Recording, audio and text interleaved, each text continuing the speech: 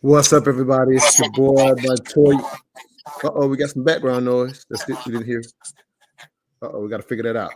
All right, y'all. Is that me? I think it's me. I hear myself. Okay. I don't know why. You don't hear background stuff? I don't hear anything negative. No. Okay, so maybe it's clear for you guys. All right, y'all. Sorry for the rough intro. I'm hearing myself twice. I feel like I'm hearing maybe through you or something. So I'm going to assume if you're not hearing it, the audience is not hearing it. All right, let me pull this off. All right, y'all. Sorry for the rough start. Just had some technical difficulties starting now. But welcome to episode 11 of Politically Conscious. If you're tired of the propaganda, listen to us. There's been a lot going on since our last show. I got my man, Emil Bryant, out from under, if you will. He took a little hiatus, so we're a little behind, if you will, on all of the political updates. So I really can't get to everything I want to get to in this show, if you will. But I actually had a way that I wanted to start. So let me, we got Shelly coming in on this thing. And so let me actually use the intro. We hadn't had the technical difficulties that I wanted. Let me use this quick intro and we're going to jump right in to everything that's going on. Today's discussion is Trump's military intervention, allies or not. So let me play this quick video and then we'll get Shelly introduced and we'll get right into the conversation because again we got a lot to cover today. If you are a first time listener to Politically Conscious, we play cuts, other cuts from around the media and react to them with both of our astute political consultants, if you will. And so because we got so much love to cover today, I'm not going to have them give introductions outside of, as you see, Emil Brown is a political consultant and Shelley Winters comes to us from the Shelley Winters Show. So we're going to play this cut and get directly into it. Let me play this cut real quick. That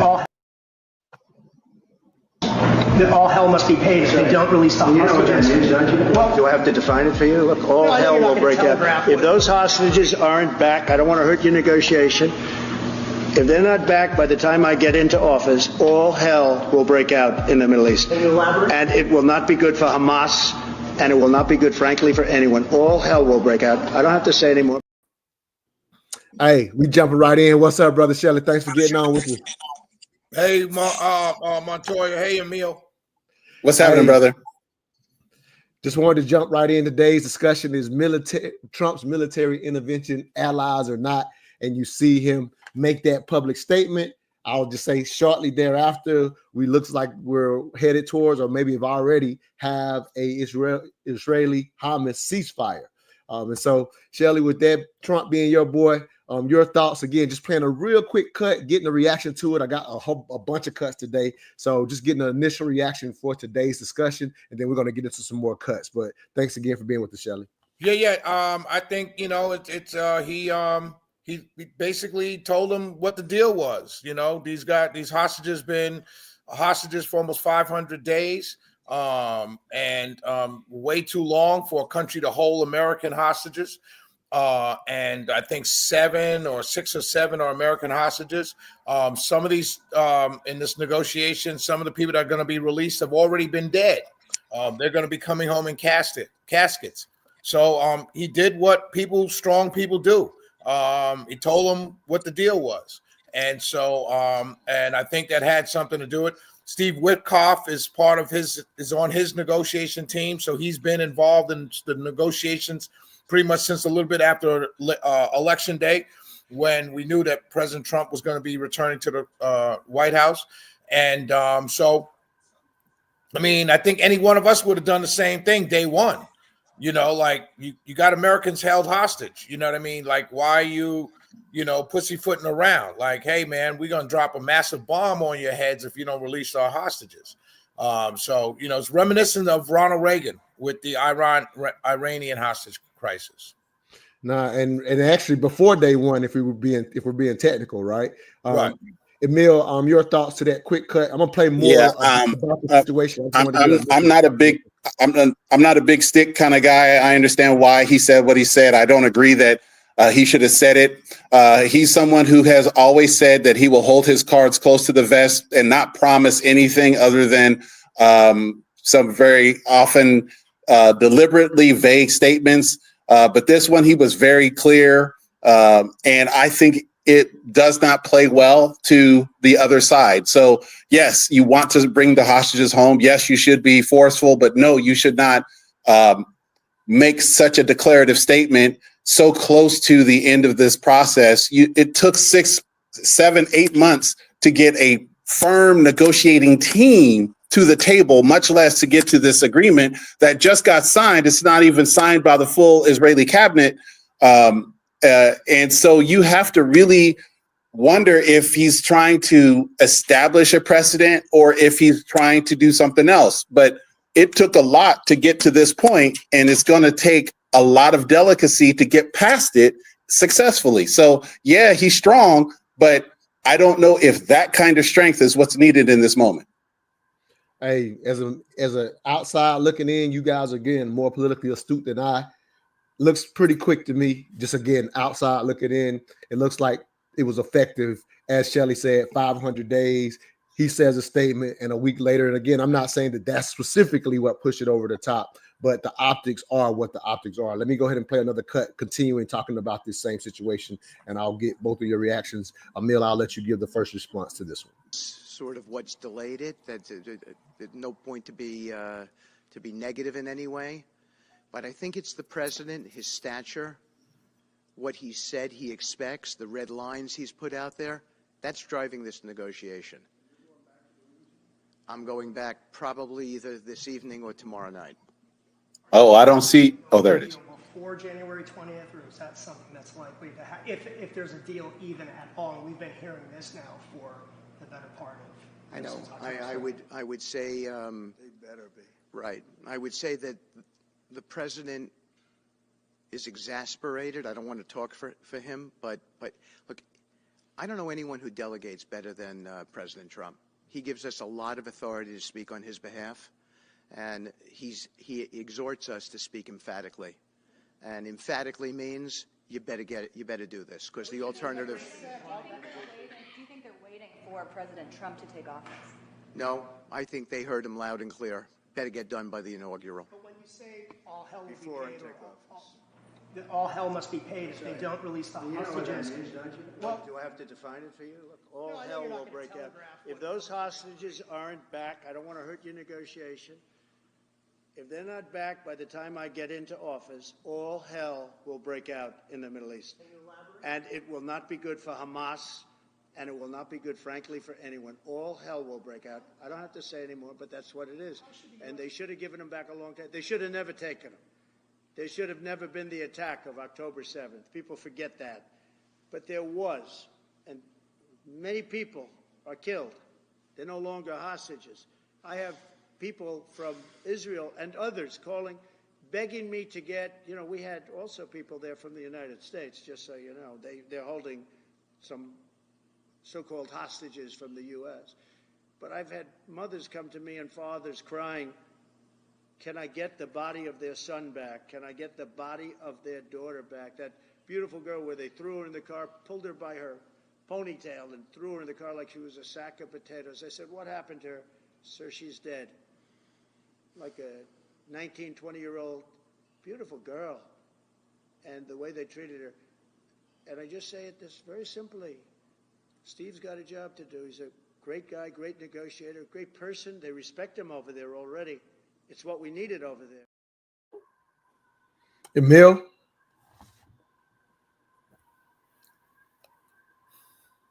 We can't hear you. I don't know if you muted yourself, maybe. Yeah, okay, go ahead. That's more tough guy talk than it is anything else to me. And I'm not saying that he's not right. I think he should be forceful. I just think the way he's being forceful isn't helpful to the delicate negotiation. At any given point, Hamas is willing to take it. And the reason why I say Hamas is willing to take it is because they've taken the biggest pounding we've seen in the last 40 years of Israeli-Hamas conflict. This is one of the worst attacks that Israel's ever put on these guys, and they still didn't come to the table after all of that violence. So to talk this way as the negotiations are just about concluded, to me, does not necessarily mean they're going to act faster. They've taken everything Israel's thrown at them, and they're willing to take more if they're not being heard. And I think they've been heard, and which is why they came to the table. And it's time to just let the process work without necessarily throwing more threats of violence into the mix. I think I saw a headline. Shelley, tell me, y'all can both tell me if this is right, but I saw a headline that even President Biden thanked Trump for his involvement in the negotiations. I just saw that headline. But Shelley, your thoughts to everything that you're seeing, or a response to Emil? I mean, it's if this were day 1 or 2, I would agree with Emil. Day 500, clearly, talking nicely to a bunch of terrorists, if that's how we're going to describe people that take hostages, then what else can you do? At what point do you have to use the big stick? If they're not, if it took so long to get to the negotiation table, you took the bombings and everything else. At a certain point, you got to use a big stick, because clearly over 500 days, nothing else has been working. So, and I don't think it's any coincidence that as you get closer to Trump moving into the White House, that negotiations have moved forward faster than they have before. I don't think that's a coincidence at all. And one quick thought, I'm gonna play another cut in reference to the relationship between Trump and Netanyahu, if you will. But just as I hear you say that, Shelley, it just kind of reminds me of how when Soviet Union went into Ukraine, if you will, there was this concept amongst the people, if you will, would that have happened under Trump? It did not happen, while Trump was in presidency. And so I feel like it kind of is consistent. Him coming in and this move happens kind of is consistent with that thought that Trump, how he's seen on the worldwide stage when he's the president of the United States. I feel like I'm just making that a connection because I feel like it's consistent with that belief by, if you will, just the American people. Just any response to that, Shelley? Again, that's just kind of how I see it when you tell me. I agree. Yeah, I agree. I mean, people, we all grew up in neighborhoods, different areas, different geographical areas, but it all's the same thing. People respond to strength, or even, I wouldn't even say strength, but even what's the word I'm looking for? Appearance of strength. And people respond differently to that. And so, I think that's where we are. Emil, quick thought on that, and I'm gonna play another cut. Just a quick thought to just me making that's the perception. I think the perception is holding strong, and it looks legitimate with this current move of them coming together for possibly a ceasefire. It looks consistent with that perception, is all I'm saying. Yes, it does. It does look consistent. And here's my problem is that they've been working at these negotiations for the last several months, but you don't hear about that because the progress wasn't complete. It wasn't final. Yes, it comes to a head now, and perhaps there is the threat of further violence that President Trump is initiated that might have brought it to a head, but you didn't get here overnight. You had to have some time to work through the negotiations. And whether or not they responded to this threat of force as the last thing, it might be the straw that broke the camel's back. But in my opinion, you don't get to today without months of negotiations. And that's what it took, in my opinion. So, yeah, we do have the appearance of strength, but we also had the underlying, very unsexy, very quiet work of hardcore negotiations happening day after day, trying to figure out a resolution for this problem. All right, let me play this next cut. The thing I'll say to you, just, again, just in listening to you, I think your opinion is correct on that. Obviously, it's 500 days of negotiations. To your point, I think you're right that it took all that in a sense. I'm just highlighting that the perception of strength of when it actually got finalized is a very real thing, but that doesn't negate that it took all that time. But the thing is, even when I listen to you, it still seems like with the show of strength sooner, it may have happened sooner. And obviously, none of us can predict that. But I'm just highlighting that what you're saying doesn't actually go against this perception is all I'm pointing out. Let me go and play this next. For sure. And speaking of Donald Trump, the president-elect shared a video on his social media platform, Truth Social, criticizing Israeli Prime Minister Benjamin Netanyahu in not so pleasant language. The clip shows economist Jeffrey Sachs calling the Israeli leader a deep, dark SOB. Sachs also accuses Netanyahu of manipulating U.S. foreign policy to wage endless wars in the Middle East. The clip is a snippet of an interview where Sachs talked about Netanyahu's strategy for eliminating Hamas and Hezbollah. He claims the Israeli prime minister has been following a systemic plan since 1995 to eliminate Hezbollah and Hamas by toppling their supporting governments in Iran, Iraq, and Syria. The Columbia University professor added that Netanyahu has been trying to get the United States to go to war against Iran. Netanyahu had, from 1995 on, the theory that the only way we are going to get rid of Hamas and Hezbollah is by toppling the governments that support them. That's Iraq, Syria, and Iran, and the guy is nothing if not obsessive. And he is still trying to get us to fight Iran to this day, this week. He is a deep, dark SOB, sorry to tell you. He has gotten us into endless wars, and because of the power of all this in U.S. politics, he has gotten his way. Now, Trump's motives to promote Sachs' video remains unclear. However, it comes weeks after the Israeli prime minister claimed to have a friendly and warm discussion about hostage negotiations in Gaza about the change of regime in Syria. We have no interest in a conflict with Syria. We will determine Israel's policy towards Syria according to the emerging reality on the ground. I discussed all of this again last night with my friend, U.S. President-elect Donald Trump. It was a very friendly, very warm, and very important conversation. We talked about the need to complete Israel's victory, and we also talked at length about the efforts we are making to free our hostages. Now, after his election victory, Donald Trump has repeatedly assured Netanyahu that he is, in fact, trying to bring back the hostages before his inauguration. Bibi, we had a very good talk. We discussed what is going to happen, and I'll be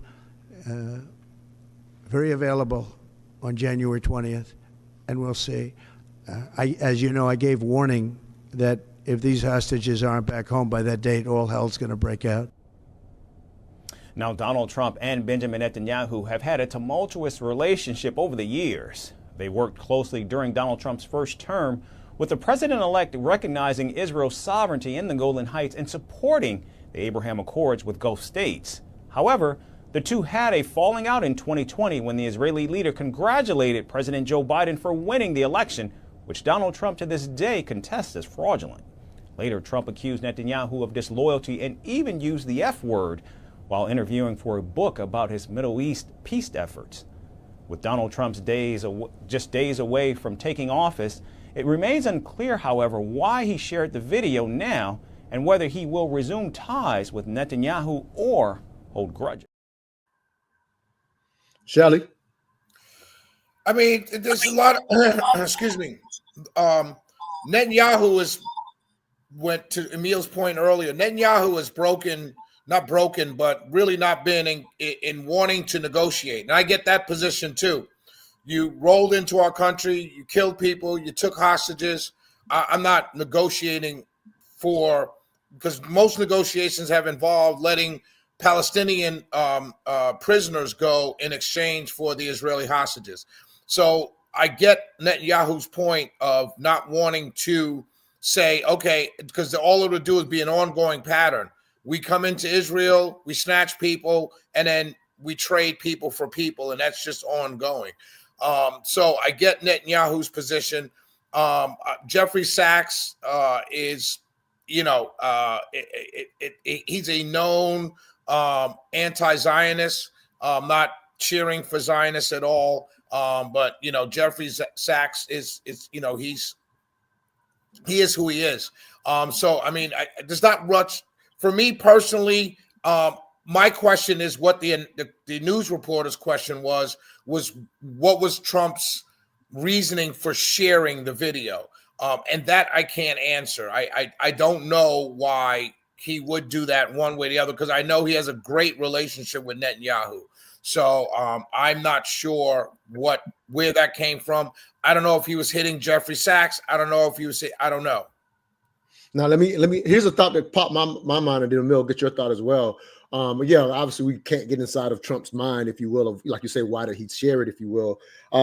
But I wonder, And it hit me literally right before the show, because again, I was just sharing it to get your thoughts on it. But right before the show, as I was kind of, putting it up to be able to play on the show, I thought, is this somewhat, because at the end of the day, these are statesmen, if you will. All these leaders are statesmen and so their first interest is their own country. So even with the relationship, as you just mentioned, Shelley, being great, maybe it's just kind of a thought to say, we're not friends. We have a great relationship, but let's not confuse having a friendship. And maybe it's just some statesmanship is kind of what I thought of, in this sense of saying, hey, recall we fell out one time before, so don't forget.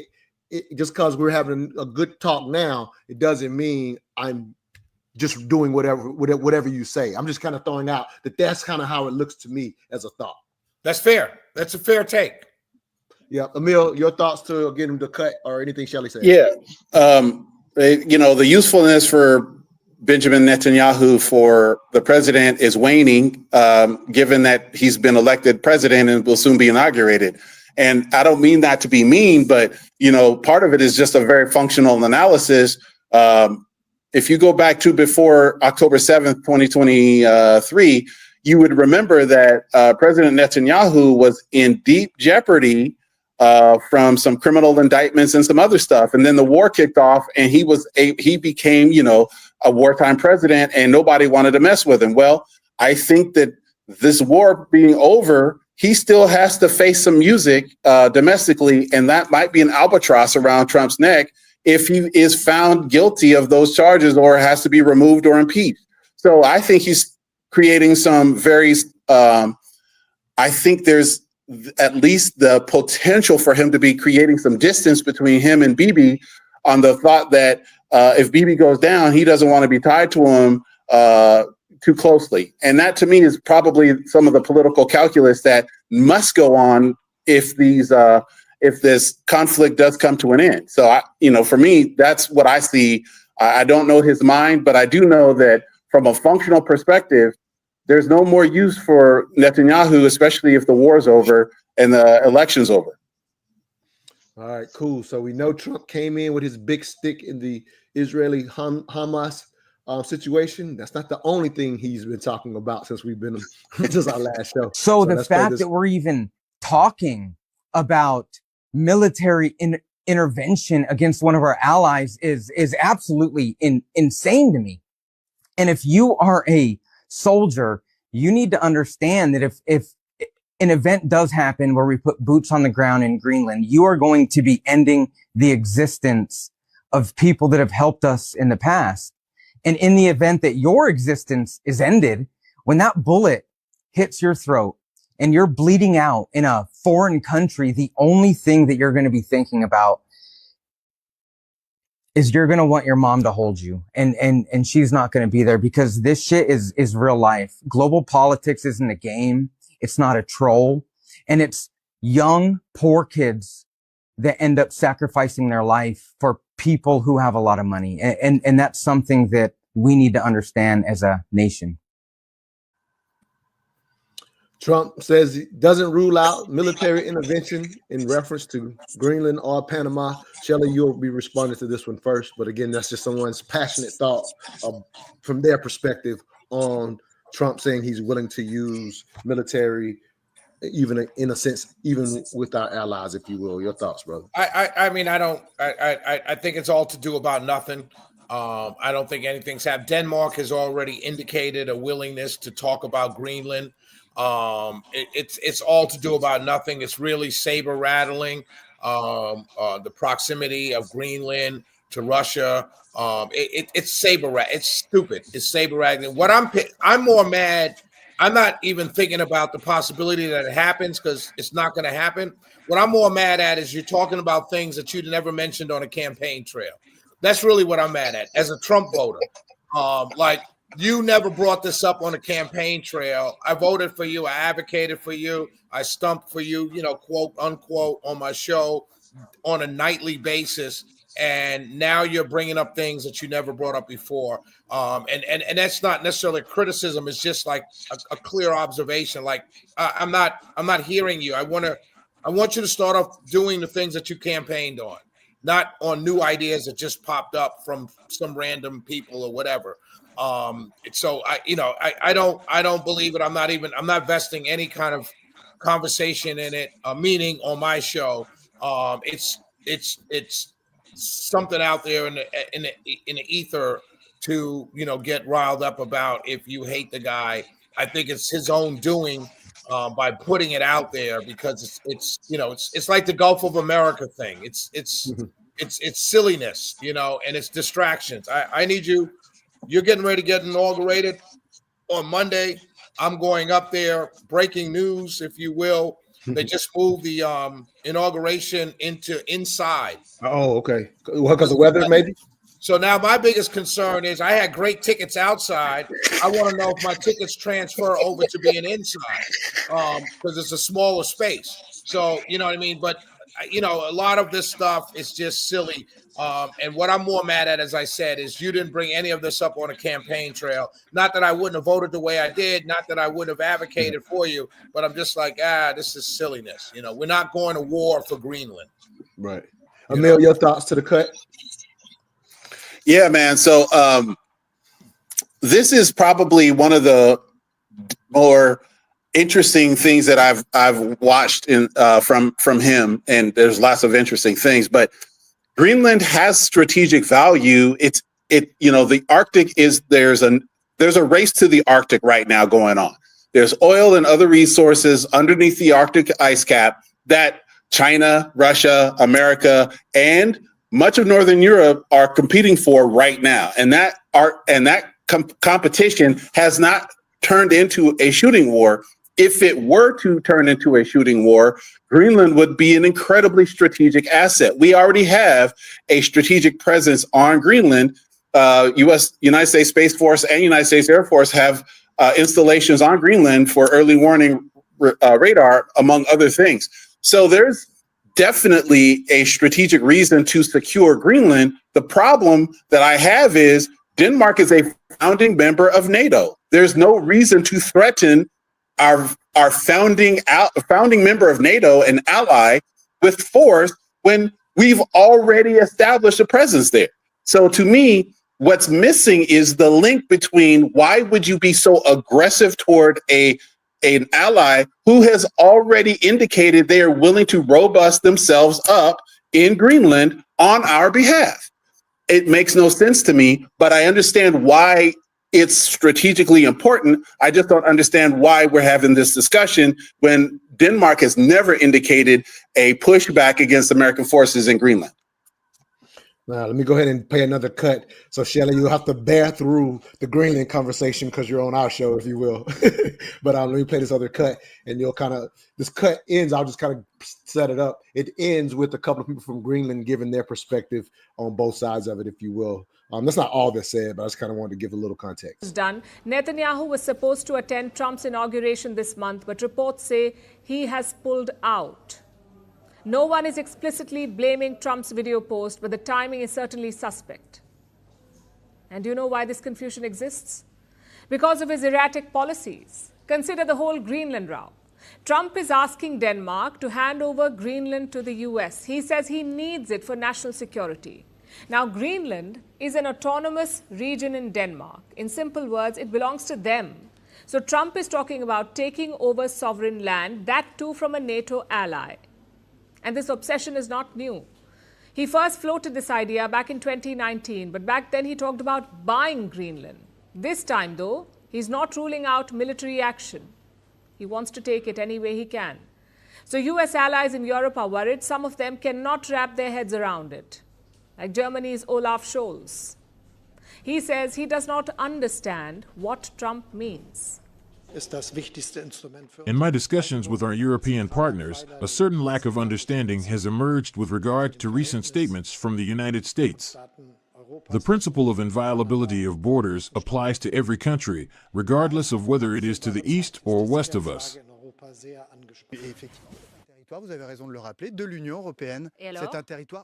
It is out of the question for the European Union to let any nation in the world, whichever it is, and let me say starting with Russia, to attack its sovereign borders.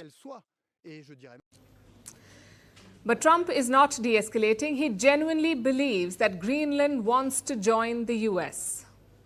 Yeah, I don't think we had pushback. Greenland is, if you look at the people there, we got tremendous, we got applause as we landed yesterday. I had my representatives, my son Don, and representatives go there. And it was like a love fest. Spare a thought for Denmark. They have no heavy artillery, no submarines, and no air defense systems. They're basically at the mercy of NATO and the US, which is why they're so cautious. Denmark has repeatedly said that Greenland is not for sale.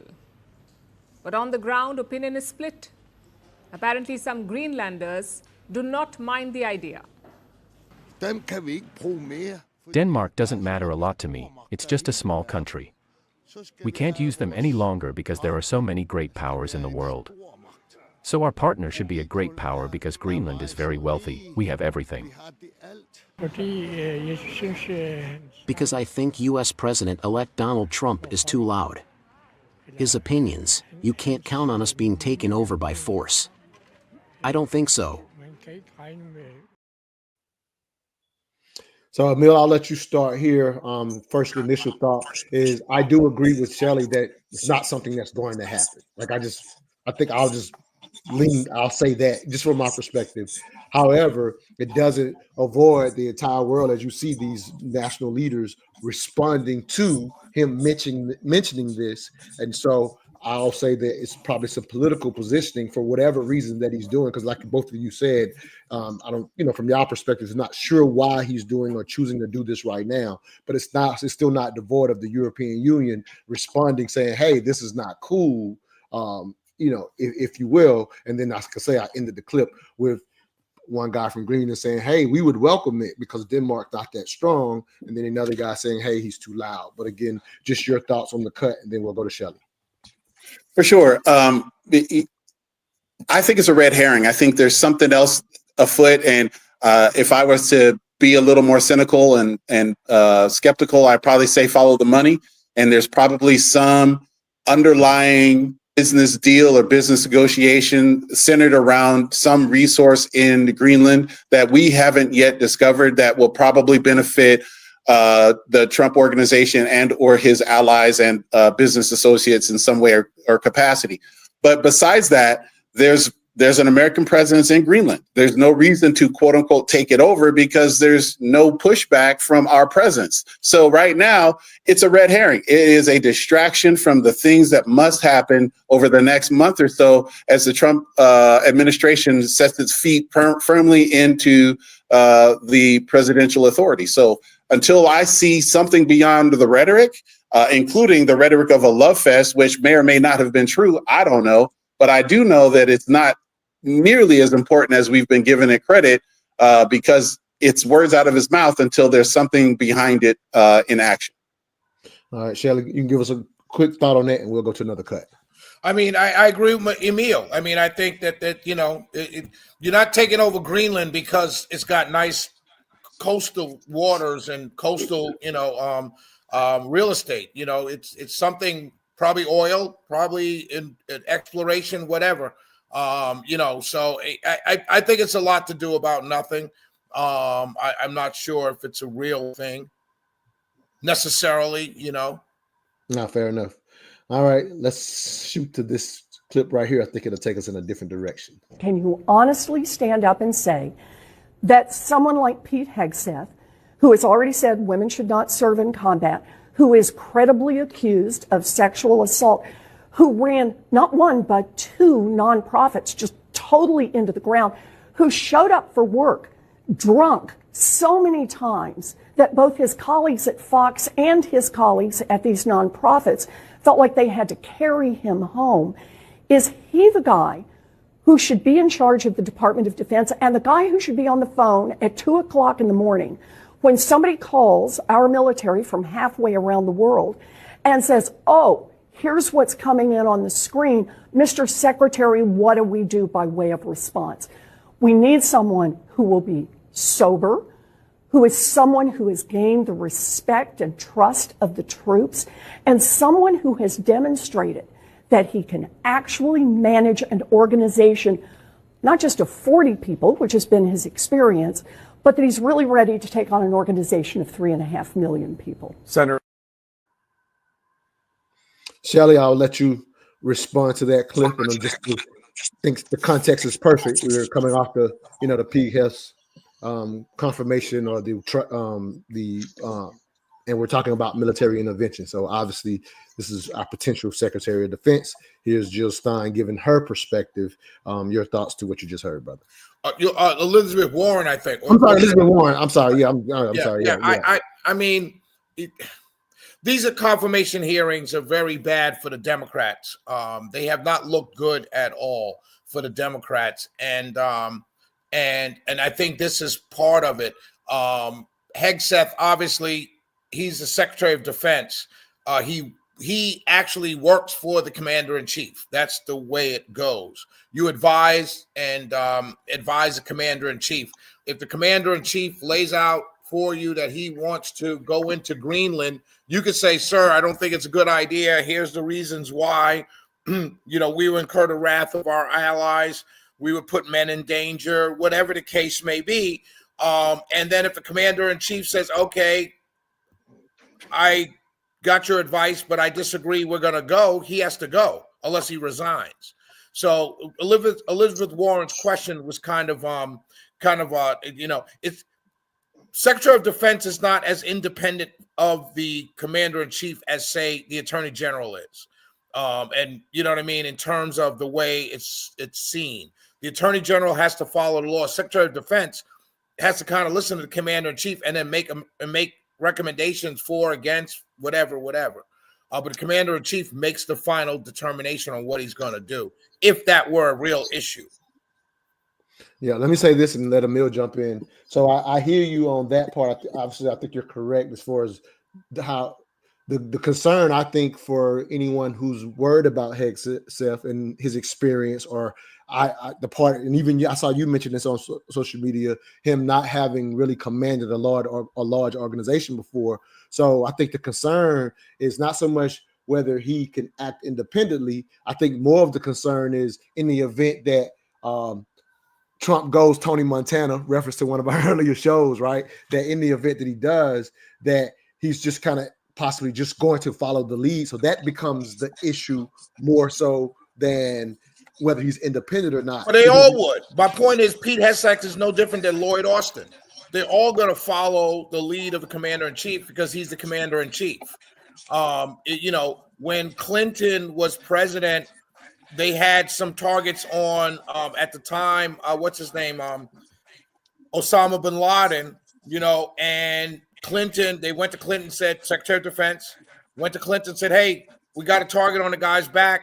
Clinton refused to fire because there were civilians around, right? So you defer to the you defer to the Commander-in-Chief. In those cases, Secretary of Defense, they wanted to bomb the hell out of Osama bin Laden. Maybe wouldn't have had 9/11, many would have said. But Commander-in-Chief said no. Had the commander, Colin Powell with George W. Bush. He was Secretary of State, I believe, right? Yeah. No, he's Joint Chiefs of Staff. Joint Chiefs of Staff, when he talked about weapons of mass destruction. He didn't want to. He didn't believe it. Right. But Commander-in-Chief says this is what you're going to do. So, it's an unfair thing to put on Pete Hegseth alone because they're all in that position. You work for the Commander-in-Chief. You advise him. You tell him your best opportunities, best ideas. But at the end of the day, if he says go, you got to go. Or unless you step down. Emil, your thoughts or response? Yeah, so the Secretary of Defense and the President make up something called the National Command Authority. You can look that up and learn more about it. But basically, the two together are the fundamental deciding factor for the kind of strategic war where we would necessarily engage in. And they have been, it's not just counsel, it's a little bit beyond that. There's some legal responsibilities that go with the National Command Authority. But the premise behind Senator Warren's conversation wasn't that he would or would not salute smartly and drive on. I don't think anybody's going to question that. But every member of the military has been taught and trained that you follow orders until they are illegal or unethical or immoral. Those are the things that you do not do. And you can push back when you are asked to do something in one of those three categories. It is your responsibility as a member of the military to do that under the Uniform Code of Military Justice. So the questions that I have about Secretary Hegseth aren't so much whether he will follow orders as much as will he see those orders as illegal, immoral, or unethical. And when I watched the bits and pieces of the confirmation hearing, unlike my brother Shelley, I don't see the Democrats of doing, like they had egg on their face. I saw a Secretary of Defense appointee who could not name a strategic alliance, name a member of a strategic alliance that is critical to our future, called ASEAN, right? So the ASEAN alliance is made up of 11 nations, and he couldn't name one of those. And he actually named 3 nations that weren't in it as a response to that question. And to me, that's like a math teacher who, when you say what's 8 times 8, he says 4, that's 2 plus 2. Like, that's a completely different answer from the question. And that's not a qualifying answer. And I'm not saying that alone disqualifies him, but you got to ask the question. The counsel that President Trump sought in his first administration was General James Mattis, who required a waiver to serve as the Secretary of Defense. And now we're at a National Guard major who does not have an advanced degree in warfare. And I'm not talking about an advanced degree from an academic institution. He doesn't have an advanced degree in warfare, much less the qualifications of someone who, if you look at all of the thousands of CEOs around the country who have high qualifications and have run multi-billion-dollar organizations who could be appointed as Secretary of Defense, he picked someone who's not in any of those categories. Not someone like General James Mattis, not someone like the CEO of some of the Fortune 500 companies that have openly supported him. None of those people, but rather a Fox TV host who does not have an advanced degree in the very craft he's going to be overseeing for the next several years. To me, it just doesn't make sense. And I think the questions that Senator Warren and other Democrats have asked are appropriate given those lack of credentials. I don't disagree with anything you said. Not at all. I was really when I said the Democrats look bad, I was talking about with Pam Bondi and others. Hegseth, beyond that question, I thought he did fairly well. Beyond what you pointed out, the question he answered incorrectly. But of all of his picks, Hegseth was my least favorite of all of them by far, for those very same reasons. So you get no argument out of me. I've said much the same thing on my show. Well, fair enough. This, to me, is leading to him killing his brother at the end of.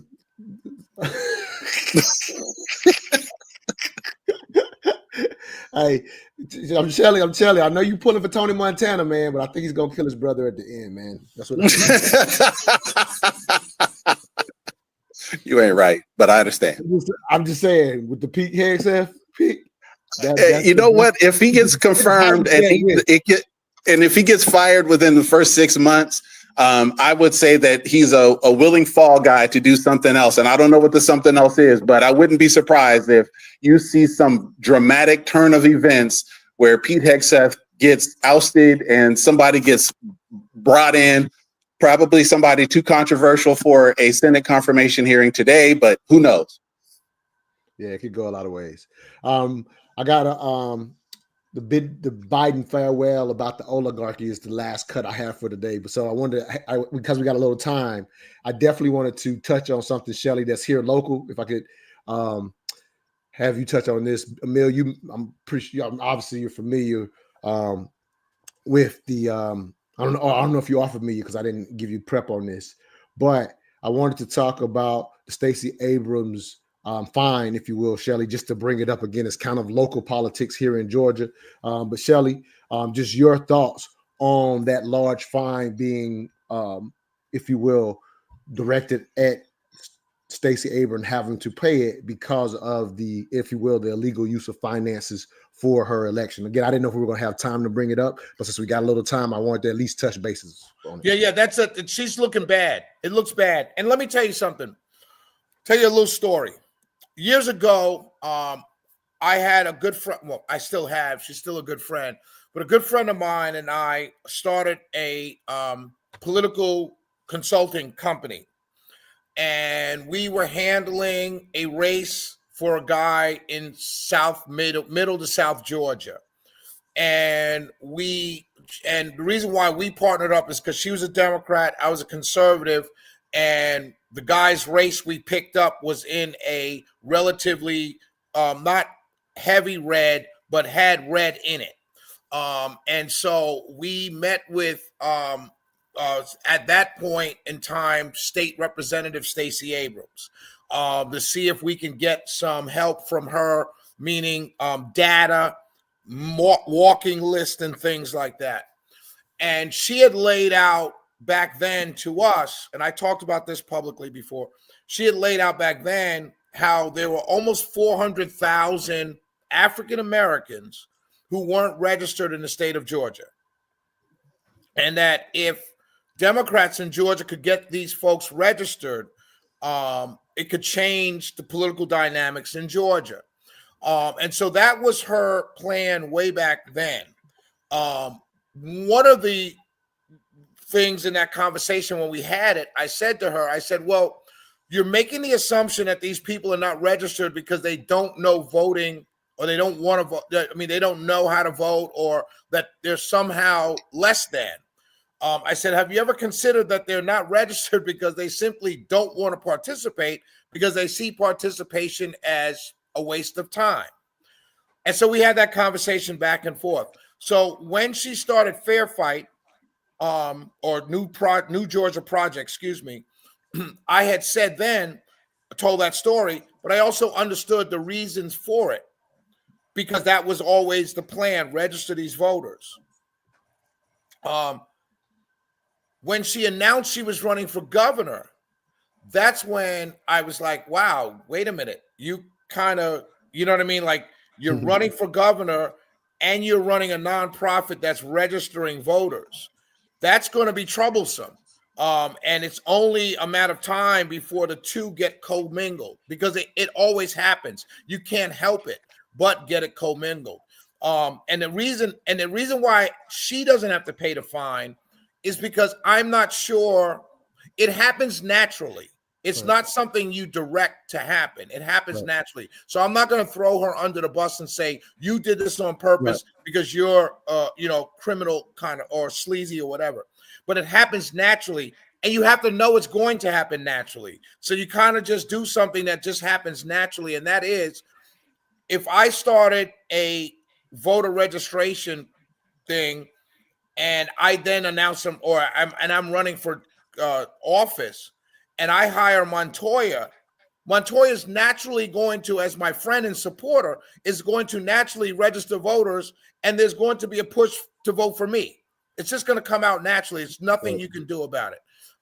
And then you'll have people way down at the bottom that you've hired at $9, $10 an hour who will be out there saying it openly.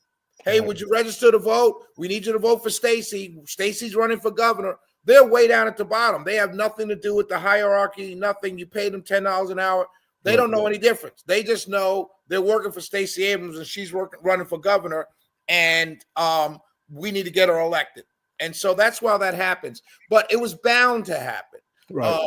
The real issue in this story for me is Republicans pointed this out the day she announced they were starting New Georgia Project. The day she announced it, Republicans are like, whoa, this is foul. You can't do this. It's going to, it's an arm of your campaign. It's going to be obvious that that's what it is. What I'm mad at is the media here in Georgia and nationally ignored all of that. They ignored it. They pushed her. They backed her. National stories were written. They focused more on Brian Kemp and his accent and him being quote unquote a racist. And they never followed up on those accusations. And they knew it was happening. That's really where my problem with this story is because it was obvious it was going on to anybody paying attention. Emil, any thoughts from whatever you know about it? Again, that's more local for some of the organization is going to pay a record fine, and rightly so. They had undisclosed monies. There's no reason for that, especially in this era. You're going to play a cut that I'm sure we'll talk about, the oligarchy and stuff like that.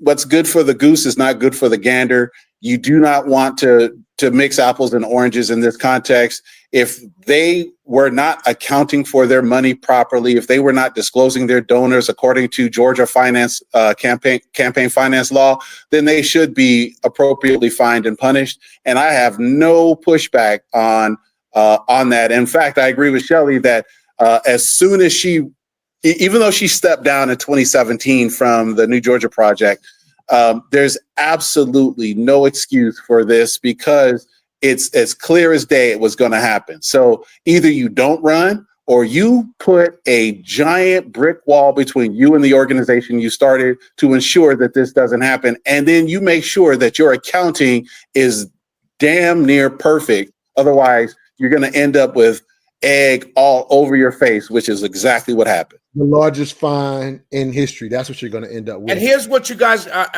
more breaking news, if you will, because I didn't talk about it on my show yet. But here's what you're going. Well, I did kind of. I interviewed last night. If you go to WSBRadio.com on demand, I interviewed the Ethics Commission director, David Amati, last night on my show. And here's what's going to come up next, particularly with the new Department of Justice, tax fraud, because it's a nonprofit that did not disclose that it was giving money with the campaign, which is election violations, and it can also be tax fraud, because the monies that came into a nonprofit, which doesn't pay taxes necessarily. A campaign is different. And so, and all the legalities around campaign finance and nonprofit finance is completely different. So you may have some people that may, maybe really be in trouble. And a sister that ran New Georgia Project is a good sister. She's Democrat, but she's a good woman. I hope she doesn't get in trouble. It was a sister and a white lady ran it too. I don't, we'll see what happens, but I think that's going to be the next shoe to drop. Chris Carr also is Attorney General. He is running for governor. He's announced he's running for governor. One of the big knocks against him was that he didn't do enough during the election of 2020. He didn't prosecute people, not that he could or whatever.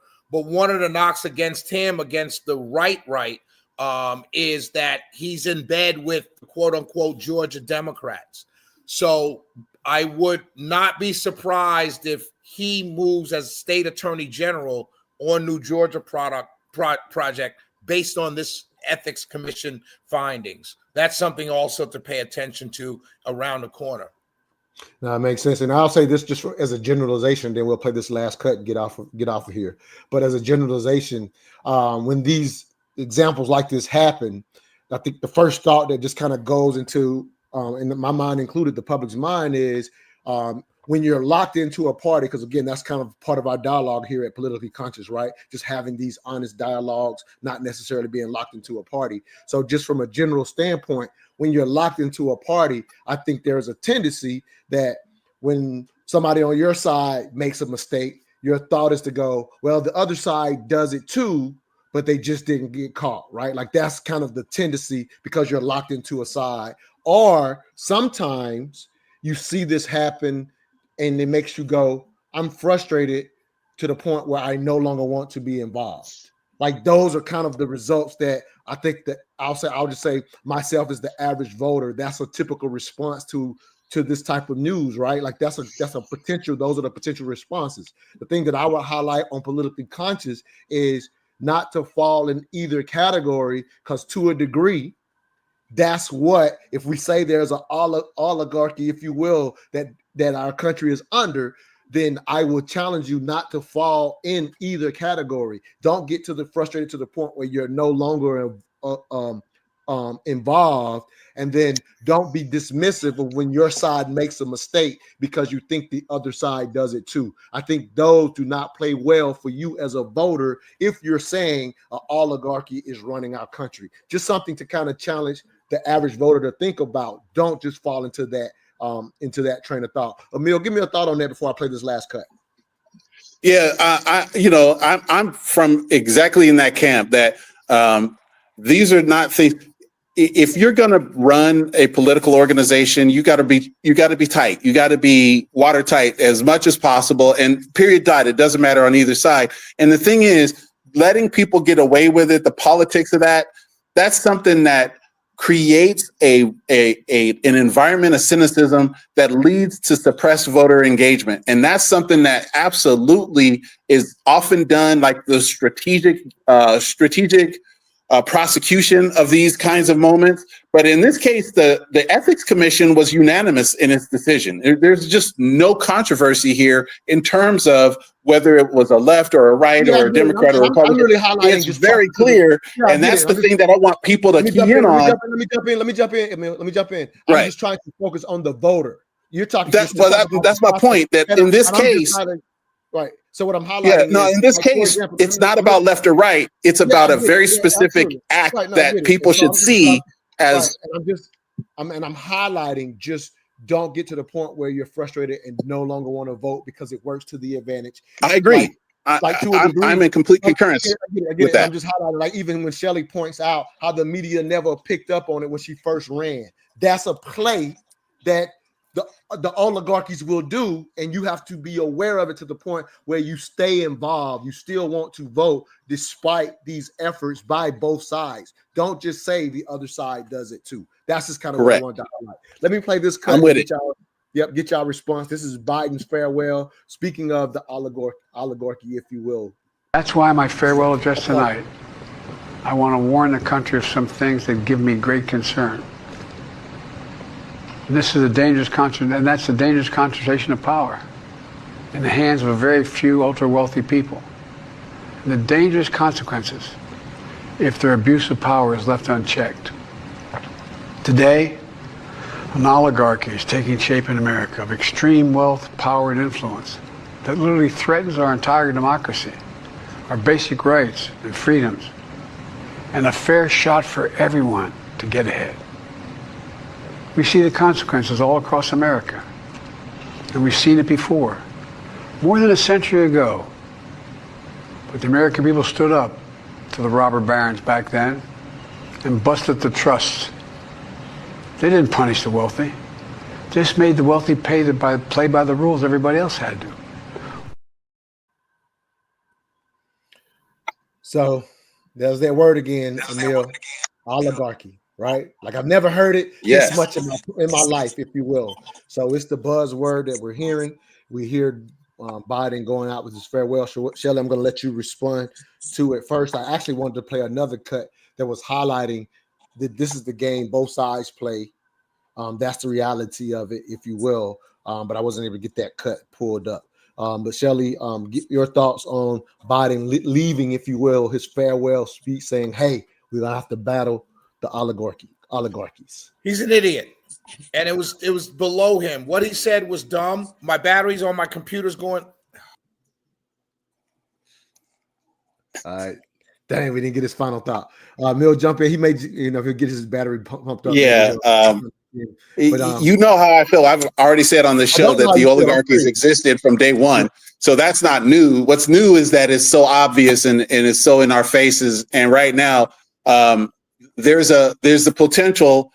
I think this is a classic use of the farewell address, akin to what President Eisenhower did at the end of his 2 terms when he talked about the military-industrial complex. Prior to him saying that, there was no real talk about a military-industrial complex. But today, his warning was prescient in that we see the power of the military-industrial complex. I think President Biden, in terms of the optics of oligarchy, will have the same prescience. That is, you're going to see more and more overt use of the oligarchy, not just the term, but you're going to see their influence become much more robust in day-to-day life Whereas before, the oligarchs were a little bit hidden, a little bit shrouded, a little bit under the radar. Now it's and I think he intended to do it.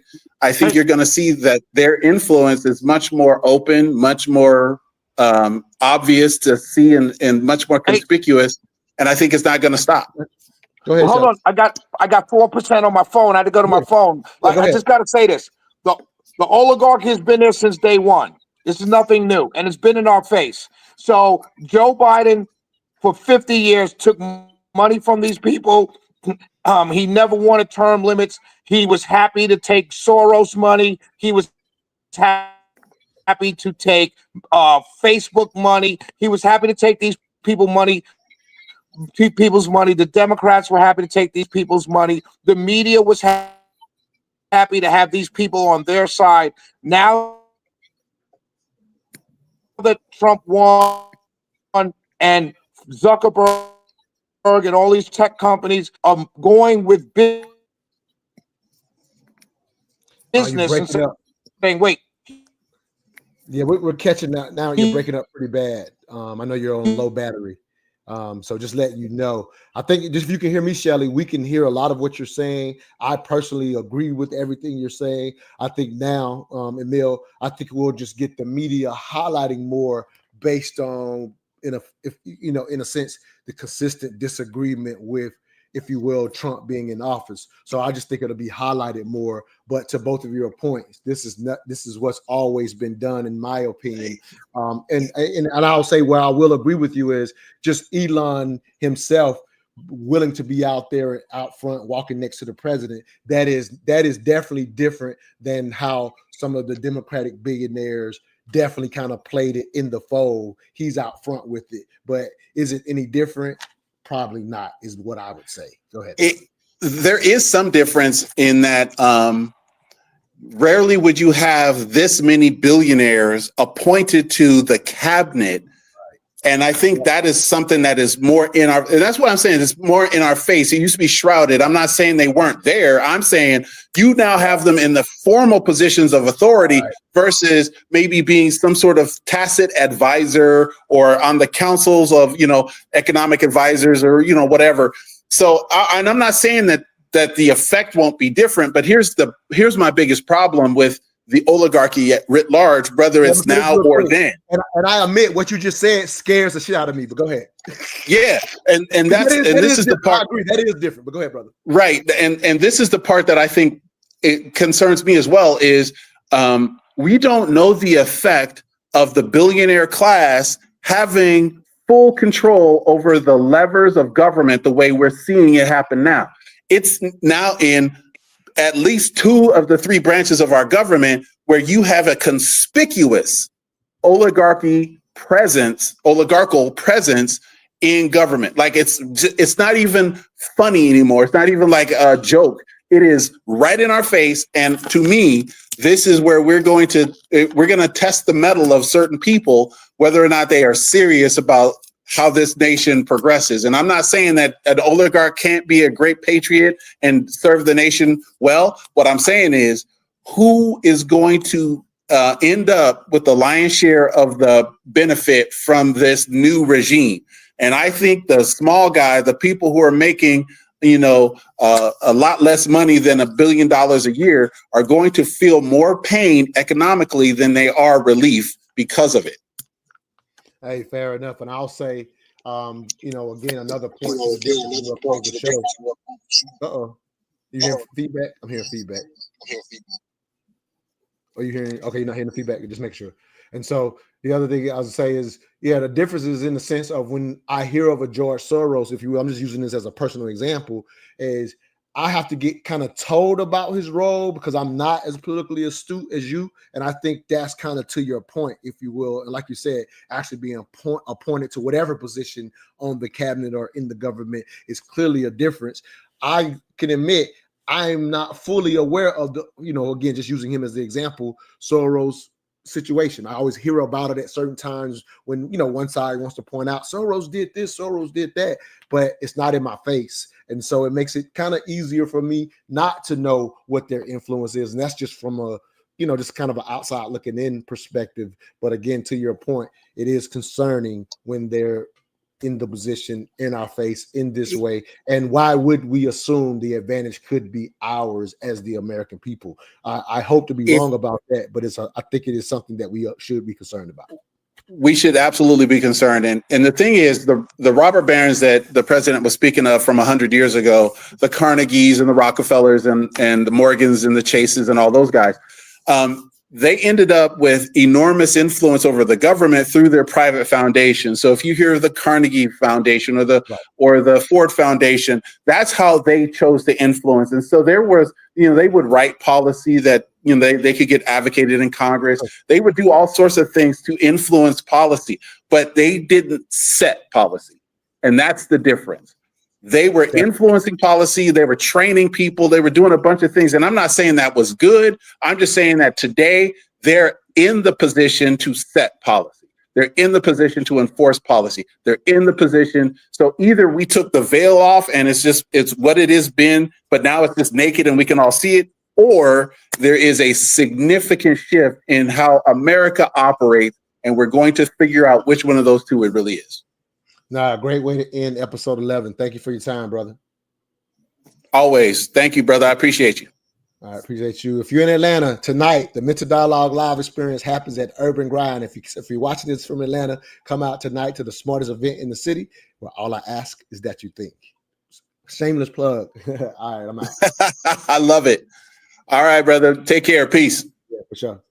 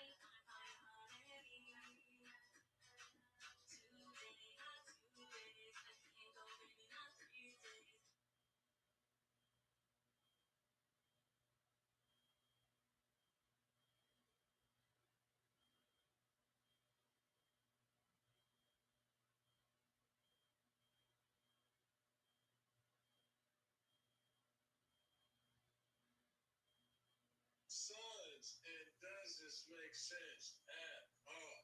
It may help in the interim, right? Like, it may help short term, but shout out to Brad of being a professional and going to the bench and coming off the bench for 25, and the first time he did it since 2016. He got 25 because he was just mad. Whoever is the Phoenix coach, get your shit together, bro. This gonna make too much money to be coming off the bench. What is we doing, bro? That is the most disrespect. Like, who's starting in front of him? Who is starting in front of him? And I would like to understand what's the rationale.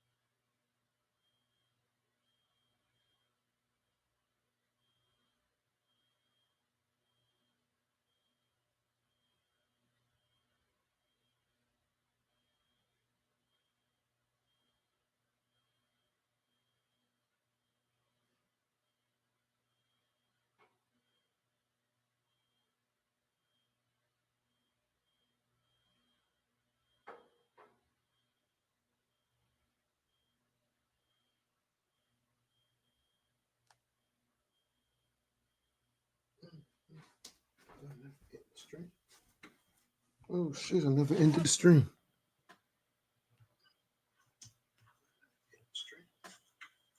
Oh shit, I never ended the stream.